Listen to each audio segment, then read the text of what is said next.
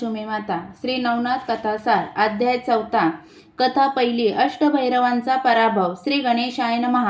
मारुतींचा निरोप घेऊन निघालेले मच्छिंद्रनाथ पदभ्रमण करत हिंगळादेवीच्या दर्शनास निघाले. हिंगळादेवी ही महाजागृत आदिशक्ती म्हणून विशेष प्रसिद्ध आहे. तिला ज्वालामुखी असेही म्हणतात. हे देवीस्थान गर्द विस्तीर्ण अरण्यात खूप आत होते. रानटी वेली, काटेरी झुडपे आणि हिंस्त्र श्वापदांच्या मुक्त वावर यामुळे ते अरण्य संकट आणि भीती यांचे मूर्तिमंत महापीठच होते. त्यांनी भीडवनात प्रवेश करून नाथजी पुढे चालतच राहिले. एके ठिकाणी झाडीमध्येच त्यांना मोठे प्रवेशद्वार दिसले. त्याच्या रक्षणार्थ उभे असलेले अष्टभैरव बलदंड, महाभयंकर आणि युद्धामध्ये प्रत्यक्ष कृंतातालाही जिंकू शकतील अशा सामर्थ्याचे होते. मच्छिंद्रांना येताना पाहून त्यांनी त्यांची परीक्षा घेण्याचे ठरवले आणि संन्याशाच्या रूपात द्वारापाशी गोळा आले. मग ते जवळ येताच त्यांनी विचारले, आपण कोण, कोठून आला? त्यांनी उत्तर दिले, मी मच्छिंद्रनाथ असून देवीचे दर्शन घेण्यासाठी आलो आहे. तुम्ही त्याच उद्देशाने आला आहात काय? तेव्हा ते म्हणाले, हे जती, आम्ही येथेच राहणारे असून द्वारपाल म्हणून आम्ही काम करतो. येथे येणाऱ्या प्रत्येकाला आपापल्या पापपुण्याचा झाडा द्यावा लागतो. येथे ज्याच्या त्याच्या पापपुण्यानुसार आत सोडणे हेच आमचे मुख्य कार्य आहे. आम्ही पुण्यवंताला आत जाऊ देतो. येथे कोणी खोटे बोलून आत जाण्याचा प्रयत्न केल्यास द्वार लहान होऊन मनुष्य त्यात अडकतो. त्याला आम्ही बरोबर बाहेर काढून शिक्षा करतो. तेव्हा तुम्ही आपले बरे वाईट कर्म आम्हाला सांगा आणि मगच पुढे जा. भैरवांचे भाषण ऐकून मच्छिंद्र म्हणाले, द्वारपालांनो, मी पापपुण्य हा भेदच जाणत नाही. आजपर्यंत माझ्याकडून जी काही बरी वाईट कर्मे घडली असतील ती सर्व एका परमेश्वराकरताच घडली आहेत, म्हणून त्यांच्याशी माझा काही संबंध नाही. मग कुठले पाप व कुठले पुण्य? आजपर्यंत नीतीला सोडून काही केल्याचे मला आठवत नाही. तेव्हा मला जाऊ द्या. ते ऐकून भैरव रागावून म्हणाले, अहो हे तुम्ही काय बोलत आहात? देहधारी जीव कर्म केल्याशिवाय राहूच शकत नाही.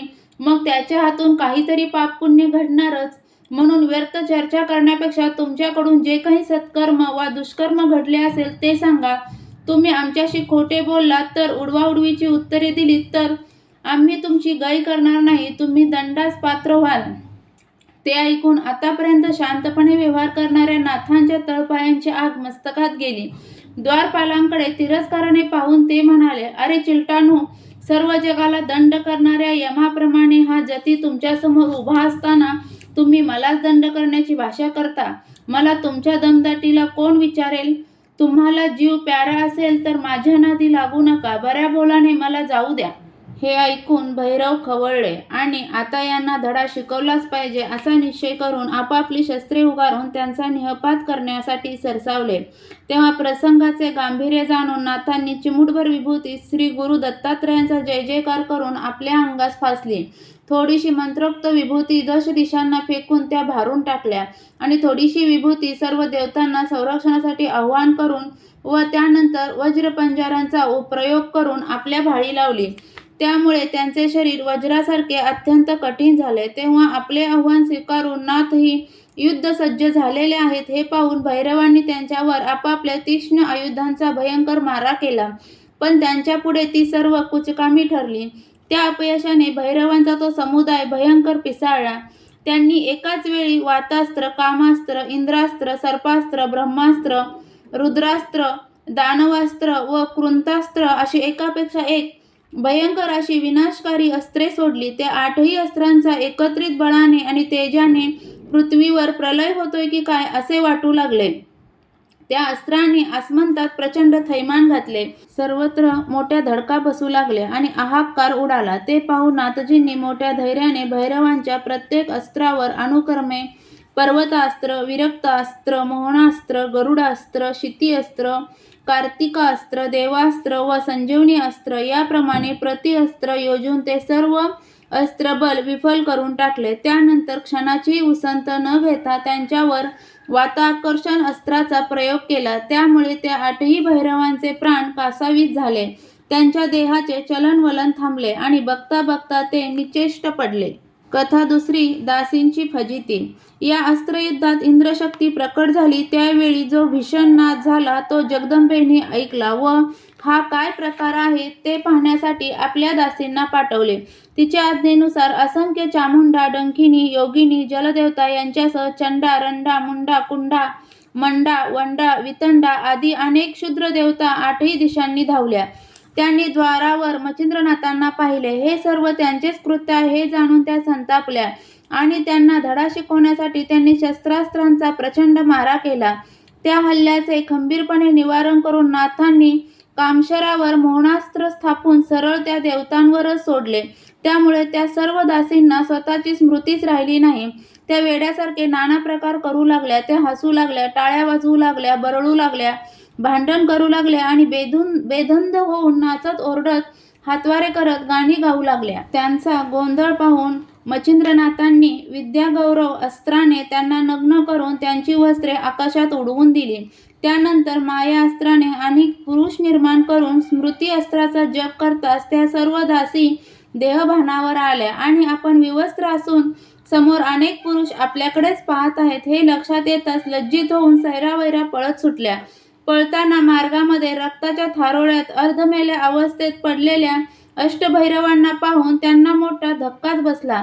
भयभीत झालेल्या त्या दासी स्वरक्षणार्थ धापा टाकत जगदंबेच्या आश्रयास गेल्या. त्यांची हिंदीन अवस्था पाहून आंबेचे मन कळवळले. तिने त्यासंबंधी विचारणा केली असता त्यांनी सर्व काही जसे घडले तसे सांगितले. त्या म्हणाल्या, माते, आज आमची पुण्याई संपली म्हणूनच तुझ्या दारी आलेल्या एका जतांनी आमची अशी दुर्दशा केली. ते महाबलाढ्य असून 11 रुद्र एकत्र भासमान होतील असे तेजस्वी आहे. त्यांनी अष्टभैरवांना मूर्छित केले असून ते तुलाही सोडतील असे वाटत नाही. म्हणून स्वतःला वाचवण्यासाठी तू सुद्धा लवकरात लवकर हे स्थान सोड. कथा तिसरी. हिंगळा देवीची भेट. दासींकडून जतींचे वृत्त समजताच देवी सुद्धा क्षणभर भांबावली. तिने त्यांना धीर देऊन नेसायला नवीन वस्त्रे दिली आणि ध्यानदृष्टीने ते जती कोण आहेत ते जाणून घेण्याचा प्रयत्न केला.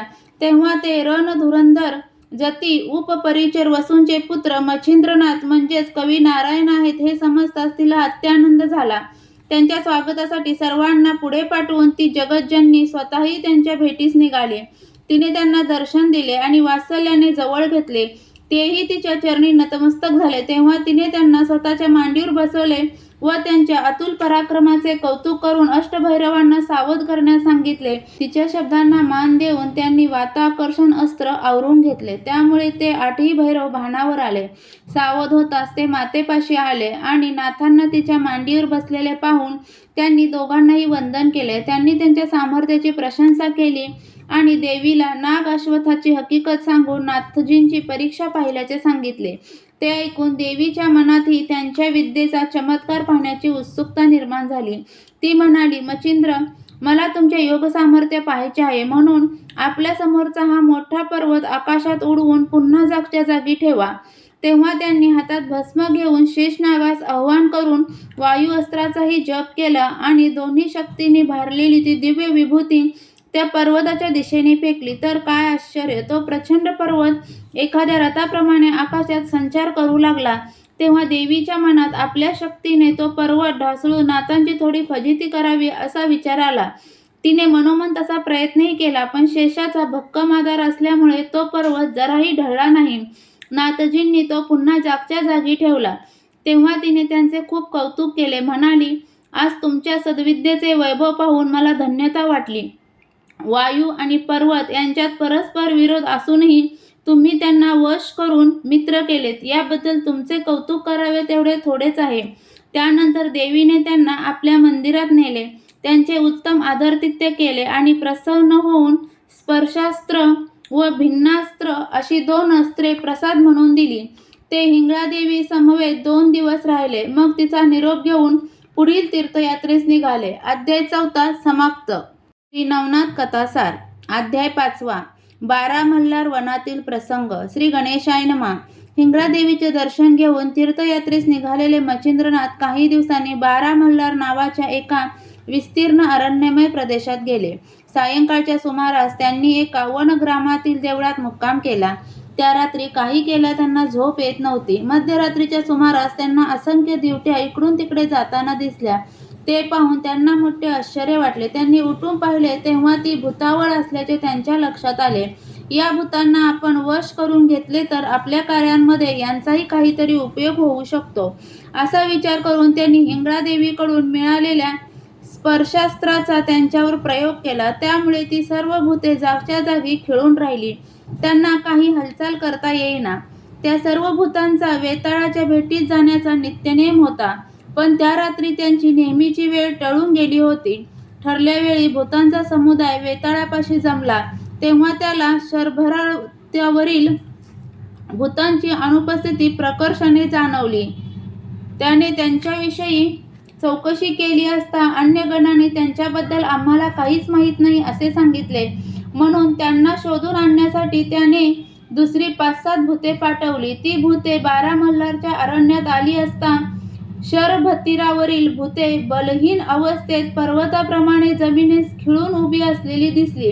शोधक भूतांनी त्या प्रकाराबद्दल त्यांच्याकडे चौकशी केली असता त्यांनी उत्तर दिले, काय झाले कळत नाही. आम्ही सर्व नेहमीच्या मार्गाने जात होतो. तोच अचानक जमिनीकडे खेचलो गेलो आणि आमचे पाय चिकटून राहिले. सुटकेसाठी आम्ही खूप प्रयत्न केले, पण पाऊलच टाकता येत नाही. येथे कोणीतरी सिद्धयोगी आले असावेत आणि ही सर्व त्यांचीच करामत असावी असे आम्हाला वाटते. म्हणून तुम्ही गाव वस्तीत जाऊन तपास करा. त्यांच्या माहितीनुसार त्या शोधगणांनी गुप्त रूपाने सर्वत्र शोध घेतला असता देवळामध्ये विश्रांती घेत असलेले नाथजी त्यांच्या दृष्टीस पडले. त्यांच्या डोक्यावरील जटाभार, कपाळावरील विभूती व शेंदरी टिळा, कानातील मुद्रा, गळ्यातील नाथपंथी आभूषणे व मुखावरील तपश्चर्याचे तेज इत्यादी लक्षणे पाहून सोबत्यांना खुंटवून ठेवणारे हेच सिद्ध पुरुष असावेत अशी त्यांची खात्रीच झाली. मग ती भूते मच्छिंद्रनाथांपुढे प्रकट झाली व नम्रपणे म्हणाली, महाराज, आपण या भूतांना विनाकारण कशासाठी अडकवून ठेवले आहे? कृपा करून यांना मुक्त करा. यांना आमच्या प्रमुखाच्या म्हणजेच वेताळाच्या दर्शनासाठी जाऊ द्या. आज ही भूते त्यांच्या भेटीस येऊ शकली नाहीत, म्हणून त्याच्याच आज्ञेने त्यांना शोधण्यासाठी आम्ही इथवर आलो आहोत. यावर नाथजींनी त्यांना सोडण्यास स्पष्ट नकार दिला व तुमच्या वेताळालाच येथे पाठवा असे सांगितले. तेव्हा हे सिद्ध सहजासहजी जुमानणारे नाहीत हे लक्षात येऊन ते म्हणाले, महाराज, तुम्ही आमच्या विनंतीचा अव्हेर करत आहात. हे बरे नाही. याचे फार वाईट परिणाम होतील. आमचा वेताळ राजा महासमर्थ असून त्याचे वीरही पराक्रमी आहेत. त्याने ब्रह्मांडाचा चेंडू करून खेळ मांडला तर देव, दानव, गंधर्वही पळापळ करतील असा त्याचा दरारा आहे. तो 12 मल्हारांसमवेत युद्धास टाकला तर तुमची धडगत नाही. त्यांच्या दासांना अडकवून तुम्ही मोठाच अपराध केला आहे. तेव्हा ही गोष्ट त्याला कळण्यापूर्वीच यांना मुक्त करा. ते ऐकून हे म्हणाले, व्यर्थ वल्गना नको. तो वेताळ किती बलाढ्य आहे ते मला पाहायचे आहे. यावेळी तुम्हाला सोडून मी त्याच्यावर मेहरबानीच करत आहे आणि तो येथे आल्याशिवाय मी यांना सोडणार नाही हे त्याला जरूर कळवा. हे उत्तर ऐकून ती भूते वेताळाकडे परत गेली आणि घडलेली सर्व वार्ता त्याच्या कानावर घातली. कथा दुसरी. अष्टभूतपतींचा पराभव आणि वेताळाशी करार. तो वृत्तांत ऐकून वेताळास कमालीचा संताप आला. त्याने आपल्या मानकऱ्यांना धाडून भूतांच्या 8ही महापीठांच्या अधिकाऱ्यांना आपापल्या फौजेसह त्वरेने उपस्थित होण्यास सांगितले. त्याच्या आज्ञेनुसार महमदा, आज्ञावेताळ, महिषासूर, धुळोवाण, बाबर, झोटिंगा, मुंजा असे नाना वीर आपापल्या फौजफाट्यासह कोटी संख्येने हजर झाले. वेताळाने सर्व हकीकत सांगून त्यांना युद्धासाठी निघण्याचे आदेश दिले. त्याबरोबर भूतांची ती प्रचंड सेना गगनभेदी गर्जना करत त्या भयान रात्री मच्छिंद्रांच्या रोखाने निघाली. त्यावेळी वेताळाला भूतगणांसह येताना पाहून नाथांनी हातामध्ये भस्म घेतले आणि त्यावर सर्व मंत्र देवतांची स्थापना करून ते भारून टाकले. वज्रास्त्र मंत्राचा जप करून स्वतःभोवती एक वर्तुळ काढले आणि आपल्या मस्तकावरही वज्रशक्ती निर्माण केली. त्यामुळे आक्रमक झालेल्या भूतांना त्यांच्यापाशी जाता येईना. त्यांनी केलेली प्रचंड शरवृष्टीही कुचकामी ठरली. ते पाहून भूतांच्या 8ही प्रमुखांनी अत्यंत विशाल रूप धारण करून नाथांवर मोठाले वृक्ष फेकले, पण त्यांना काहीही झाले नाही. ते सर्व वृक्ष त्यांच्या मंत्रशक्तीमुळे पर्वतमाथ्यावर फेकले गेले. तेव्हा त्यांनी त्यांच्या अंगावर सुकी लाकडे आणि वाळल्या गवताचा वर्षाव करून त्या ढिगास आग लावली. त्यामुळे उडालेल्या आगीचा प्रचंड भडका नाथजींनी जलदास्त्राच्या साह्याने शांत केला. त्यानंतर त्यांनी अग्निअस्त्र सोडताच भूतावळ गुप्त झाली. त्या अस्त्राचा उपयोग झाला नाही म्हणून त्यांनी जलदास्त्र प्रेरून तो वणी विझवला. ते पाहून ती भूतावळ पुन्हा प्रकट झाली. त्यांना पाहून त्यांनी त्वरेत सर्पास्त्र सोडले. त्यामुळे ते सर्व भूतगण भूमीला चिकटले. त्यांच्या अष्टनायकांवर मात्र त्याचा परिणाम झाला नाही. त्यांनी वारंवार चाल केली, पण नाथांभोवती अस्त्राचे कवच असल्याने त्याचे प्रयत्न फोल ठरले. ते अपयश पाहून वेताळाने त्यांचे वज्रास्त्रच गिळून टाकले. ते पाहून नाथांनी त्याच्यावर वासवी शक्ती सोडली. वेताळाने त्या शक्तीमध्ये प्रचंड रणधुमाळी माजली. तेवढ्यात अष्टभूतपती त्यांना जेरबंद करण्याचा प्रयत्न करू लागले. त्यांची चलाकी पाहून त्यांनी पुन्हा वज्रास्त्र सिद्ध केले आणि दानवास्त्र जपून मधु, तिल, कुंभकर्ण, मरु, मालिमल, वळजेटी, मुचकुंद आणि त्रिपुर असे 8 महाबलाढ्य राक्षस निर्माण केले. ते प्रत्येक भूतपतीला भिडले. ते द्वंद्व दिवसभर चालू होते. त्या युद्धात सर्व भूतनायक जर्जर होऊन मूर्छित पडले. तसे दानव अदृश्य झाले. तिकडे वेताळ वासवस्त्राला भिडला होता, पण त्या शक्तीने त्याच्या छातीवर आघात करून त्याला मूर्छित केले. ते पाहून नाथजींनी वासवास्त्र आवरून घेतले. सावध होताच त्या सर्व भूपतींनी त्यांच्यावर पुन्हा चाल केली. तोच त्यांनी वाताकर्षण अस्त्र फेकले. त्याच्या प्रभावाने त्यांच्या देहातील वायूचे आकर्षण होऊन त्यांचे सर्व अवयवच आखडले. त्यामुळे देहाचे चलनवलन बंद पडून त्यांना प्राणांतिक यातना होऊ लागल्या. तेव्हा त्या सर्वांनी या जतींसमोर आपले काही चालत नाही, म्हणून यांना शरण जाऊन प्राणरक्षण करणेच हिताचे आहे असा विचार करून त्यांना त्या क्लेशातून सोडवण्याची विनंती केली. म्हणाले, हे प्रतापसूर्य, तुमच्याशी युद्ध करण्याचा मूर्खपणा करून आम्ही स्वतःवरच दुःख ओढवून घेतले आहे. पण आता तुमचा मोठेपणा मान्य करून तुम्हाला शरण आलो आहोत. तेव्हा कृपा करून वैरभाव न धरता आमच्या जीविताचे रक्षण करा, अन्यथा आमचे मरण अटळ आहे. तुम्ही औदार्य दाखवून आम्हाला वाचवलेत तर आम्ही तुमची कीर्ती वाढवू, तुम्ही सांगाल ते काम करू आणि तुमचे दूत होऊन राहू. तरी आमच्या शब्दांवर विश्वास ठेवून आमच्यावर दया करा, आम्हाला वाचवा. त्यांची करुणा वचने ऐकून मच्छिंद्रनाथांचे मन द्रवले. ते अष्टभूतपतींना म्हणाले, मी लोकांच्या कल्याणासाठी शाबरी विद्या हा काव्यमय मंत्र ग्रंथ रचला आहे. त्याला देवाप्रमाणेच तुम्ही सहाय्य करावे. जे कोणी त्यातील मंत्राचा पाठ करतील त्यांचा तो मंत्र तुम्ही सफल केला पाहिजे. मंत्राच्या सिद्धतेची ग्रहणातील वेळ मी कायम केली असून त्यानुसार कार्यरत राहणे हे तुमचे महत्त्वाचे कार्य असेल. ते सर्वांनी मान्य केल्यावर त्यांनी त्या प्रत्येकाला साधन प्रयोगातील आपले उद्दिष्ट काय असेल तेही नीट समजावून सांगितले. मग त्यांना वाताकर्षण अस्त्रातून सोडवले आणि विभक्त अस्त्र कल्पून सर्पास्त्राने खुंटवलेली समस्त भूतजात मोकळी केली. मुक्त झाल्यामुळे त्या सर्व भूतांना अत्यानंद झाला होता. नाथांना नमस्कार करून ती त्यांच्या नावाचा जय जयकार करू लागली. त्यांनी त्या सर्वांना कल्याणप्रद आशीर्वाद दिले. तेव्हा ते 8ही अधिपती आपल्या गणांना नीट बजावून म्हणाले, मच्छिंद्रनाथ हे आपले प्राणदाते आहेत. त्यांनी लोकोपकारासाठी शाबरी विद्येवर कवित्व केले आहे. आम्ही त्यांना शब्द दिला आहे, म्हणून त्यांनी दिलेल्या मंत्राचे पठण करणाऱ्यास तुम्ही न चुकता सहाय्य केले पाहिजे.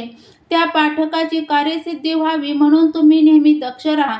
या त्यांच्या आज्ञेला सर्व गणांनी उत्स्फूर्त मान्यता दिली.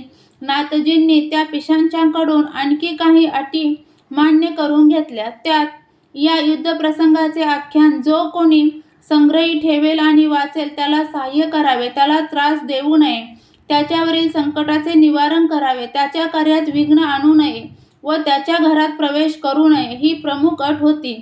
याप्रमाणे त्यांची प्रत्येक गोष्ट मान्य करून ती असंख्य भूते, त्यांचे अधिपती व त्यांचा प्रमुख वेताळ या सर्वांनी त्यांना वंदन केले आणि त्यांची परवानगी घेऊन स्वस्थानी निघून गेले. अध्याय 5 समाप्त. श्री नवनाथ कथासार यातील अध्याय 4 वाचल्याने मिळणारी फलश्रुती म्हणजे कपटांचे बंधन व्यथा सुटेल व शत्रूंचा पराभव होईल.